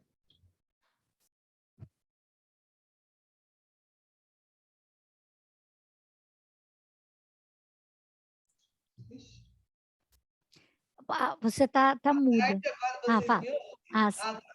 Boa tarde, muito obrigada, muito prazer em conhecê-la, né, Carla? Obrigada. Trabalho, é bem legal te ouvir, o pessoal aqui com essa preocupação, né, da relação entre a psicanálise e os espaços públicos. E eu falo de um lugar que é da universidade, né, sou professora da Unifesp aqui de Santos, e a gente tem inventado dispositivos grupais em psicanálise. Um deles é roda de conversa sobre sonhos, né? E aí, queria que você falasse um pouquinho dessa sua experiência, que você acabou de falar do Social Dream, né? Que a gente tem trabalhado aqui bastante com o CAES, né? Principalmente o texto, o livro dele, Polifonia do Sonho, né? Que tem ajudado bastante a gente pensar essa intervenção grupal que não é singular, que tem uma intervenção a partir dos processos associativos grupais, né? Então, foi bem importante te ouvir e conhecer esses grandes grupos aí, que, pelo jeito, é um desafio. Mas se você puder falar dessa tua experiência com os dos sonhos, falo sim, olha só. Na verdade, o Social Dreaming é uma técnica que foi criada em 1982, né? E até o CAES teve contato com Gordon Lawrence quando ele criou esse trabalho, quando ele escreveu esse último livro dele, né, do sonho. Então, o Social Dream ele foi criado justamente no Tavistock Institute of Human Relations, que é esse que o pessoal trabalhou, porque ele era um consultor, né? E ele, fazendo consultoria, e usando a teoria inglesa e o livro da Charlotte Berhardt, né? Que foi traduzido para o português depois de um curso que eu dei na USP, né? Eu dei um curso na USP sobre Social Dreaming em 2017, porque eu já vinha trabalhando desde 2013. Antes de mim, tinha um grupo, a Glória Hassan, no SED Sapiens, e tinha o colega de Brasília, que é o Roque, né? Que é o esposo da Beth Mori, que acabou de falar, que fez uma tese de doutorado sobre o assunto. Então, não havia esse trabalho no Brasil. Eu já conhecia, já trabalhava com esse trabalho com sociedades traumatizadas na Iugoslávia. Então, comecei a trazer para a minha sociedade de psicanálise. E eu trouxe para São Paulo, e aí, quando eu falei na USP, imediatamente resolveram traduzir o livro, e aí as pessoas começaram a trabalhar. O Dunker começou a trabalhar numa perspectiva lacaniana, e as pessoas começaram, então, também a se interessar mais recentemente, agora na pandemia, sobre usar o CAES para trabalhar com essa questão dos sonhos. Só que as perspectivas teóricas são muito diferentes, né? Enfim. Então, eu acho que mas são formas de você intervir, de você trabalhar, né? Assim, eu gosto muito e eu continuo trabalhando aqui no Rio com o Sonhar Social, tanto na Sociedade de Psicanálise quanto o grupo, e eu faço parte dos grupos de discussão lá dos colegas da Tavistock, né?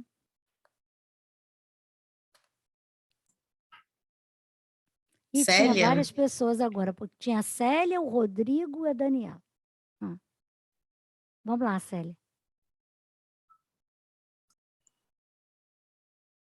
Não sei, dá para ouvir? Sim.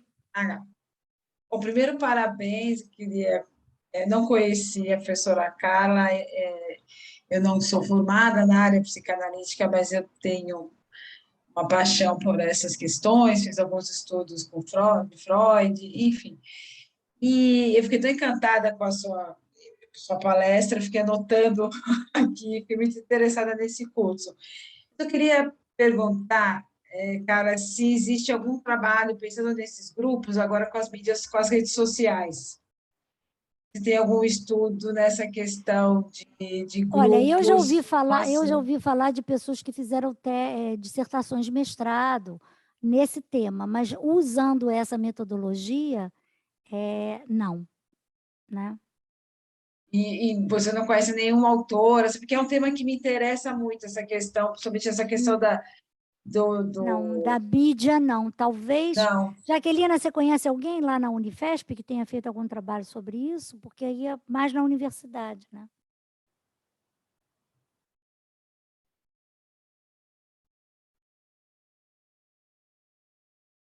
Não sei, né? Não, acho que ela não respondeu. Não, mas tudo bem, era interesse meu, queria saber se tem Eu algum não trabalho. conheço, a gente tem que pesquisar um pouco, né? Eu também não conheço, não, Célia, não tenho notícia, não. Mas tem, eu ouvi falar que tem, mas não me ocorre nada assim. Ok. Então, vamos lá, Daniela. Rodrigo desistiu?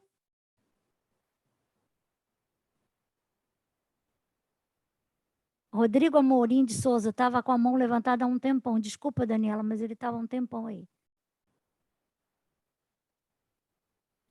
Alguém pode desmutar o Rodrigo?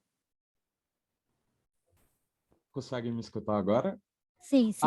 No momento você estava falando, eu acho que era o Elizabeth, sobre essa questão do... eu agradeço muito toda a exposição que você trouxe, foi muito interessante.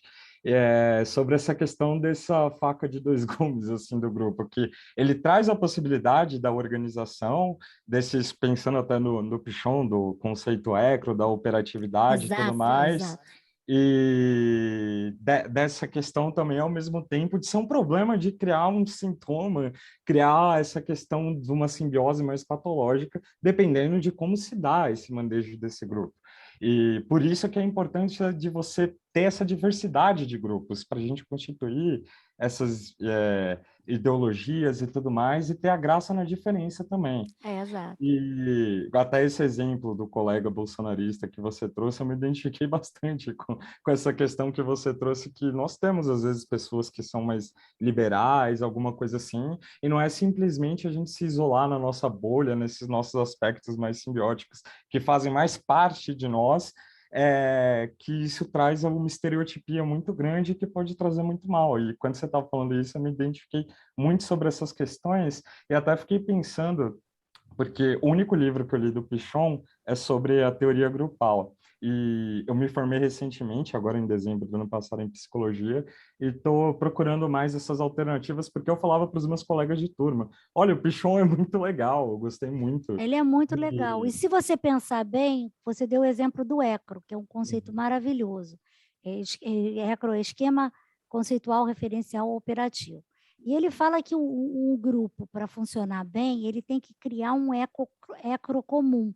Mas você não vai abrir mão do seu ECRO pessoal nunca. E o seu ECRO pessoal é individual, é constituído na relação com a mãe, com o ambiente, com a cultura, enfim. Então, não é ficar todo mundo pensando igual, porque isso aí é fascismo, fundamentalismo, quer dizer, mas é um grande desafio. Eu acho que assim, foi o que a Beth trouxe, né? Quer dizer, é um grande desafio a gente conseguir se relacionar com a diferença, sem radicalizar para um lado ou para o outro. Né?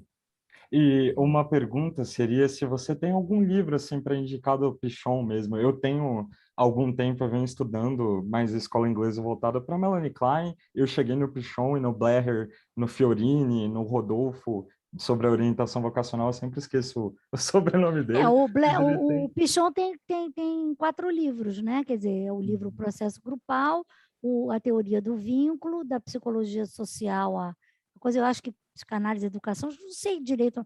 Eu acho o Pichon não é um autor fácil de ler, porque ele era um maravilhoso palestrante, mas os alunos é que copiavam, aquelas eram as notas da aula. Então, você lê, às vezes você não entende muito, mas você tem que insistir, eu acho que experimentando na prática e tudo. Muito bom, muito legal você ter gostado. Muito obrigado. Eu tive um certo, assim, porque eu gostava bastante dos autores clarinianos e ler ele, por ele falar numa linguagem clariniana, trouxe algumas facilidades. Mas tem neoclarianos maravilhosos também. Né? A gente Muito não pode obrigado. jogar fora nenhum.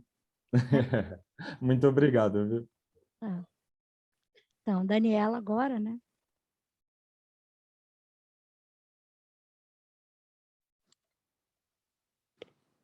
Bom, eu tenho que repetir aí os agradecimentos, não tem como, porque foi como assistir aquela retrospectiva do final do ano na Globo.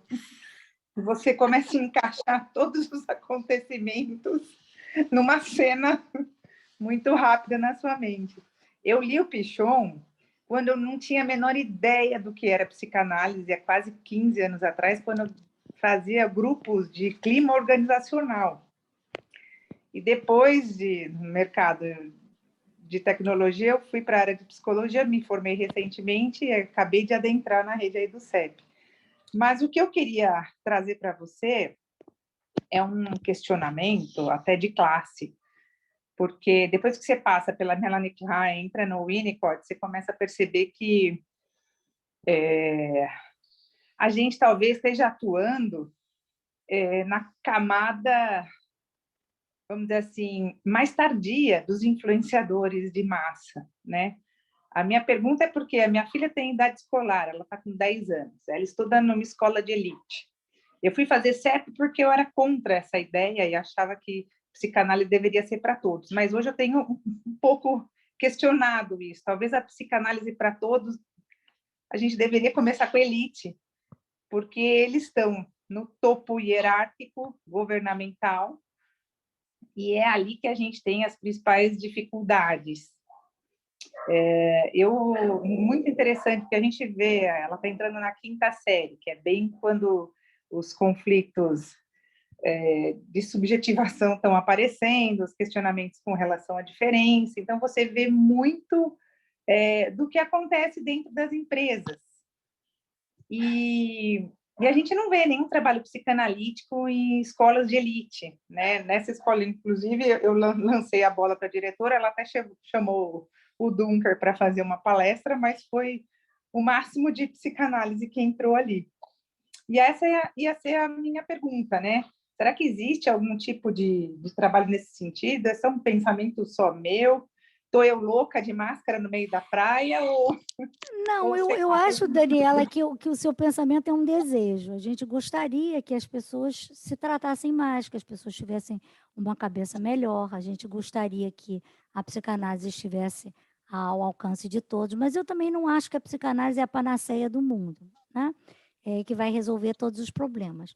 Eu gosto muito de grupo, sempre gostei muito de grupo, desde garotinha, né? Eu comecei a trabalhar, para vocês terem uma ideia, eu era estagiária ainda, eu tinha 19 anos, e aí eu tinha que atender pacientes no hospital. E os pacientes não conseguia direito. E os pacientes ficavam numa rodinha, assim, na varanda, tomando sol. Eram paraplégicos, era um hospital de reabilitação. Eu falei, quer saber? Vou bater um papo com esses caras aí. Eu não sabia nada de grupo, nem sabia o que era. Sentava lá. Então, toda tarde eu trabalhava, eu estagiária, todo dia. Então, todo dia eu ia lá.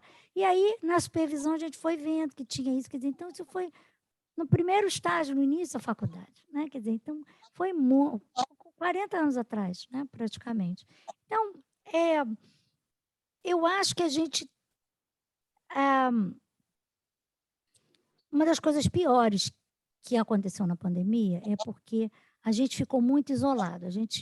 Eu estou dando uma palestra em São Paulo, tem gente de vários estados, a Heloísa me descobriu na internet, né?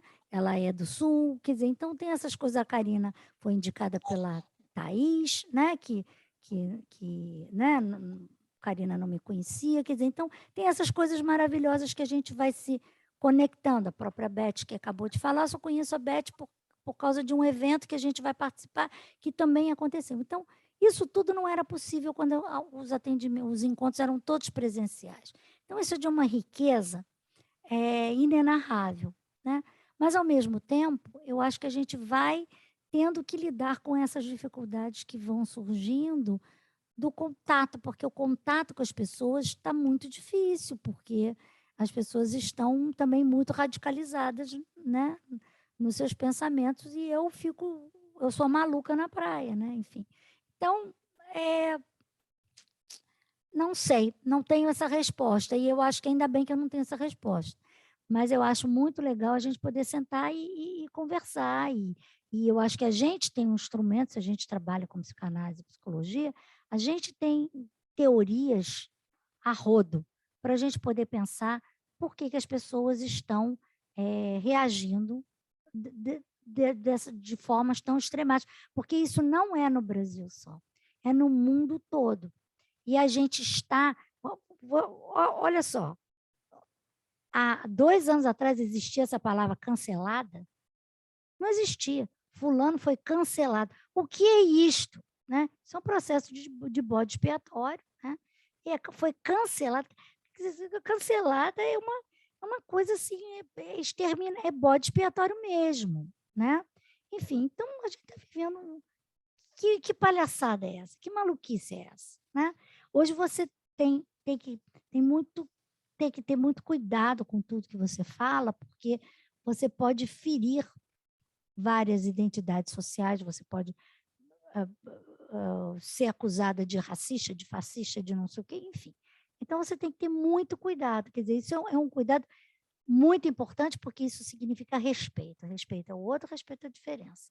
Mas também, levado aos extremos, você vai se ficando xiita, né? Quer dizer, nos Estados Unidos, as escolas estão banindo uma série de livros da educação fundamental. Então, livros de Mark Twain, por exemplo, não são mais lidos. Né? Tem um livro sobre nazismo de quadrinhos, né? Que também foi banido. Né? Livros clássicos, filmes, né? O Vento Levou, não se assiste mais porque é um filme racista. Né? Enfim. Então, a gente está ficando muito radical, isso é ruim. Né? Uma criança precisa ler Mark Twain, uma criança precisa ler Monteiro Lobato, precisa aprender, saber quem foi a tia Anastácia, nega Anastácia, né? Precisa entender o que significou uma babá negra no desenvolvimento, num determinado momento do país, porque isso é a nossa história, né? Não adianta a gente colocar as estátuas todas para baixo e quebrar as estátuas. Elas têm que estar lá para justamente lembrar a gente que no passado era daquele jeito e que hoje é ou ainda será diferente. Então, eu acho que a gente tem que ir lidando com esses paradoxos, vamos dizer assim.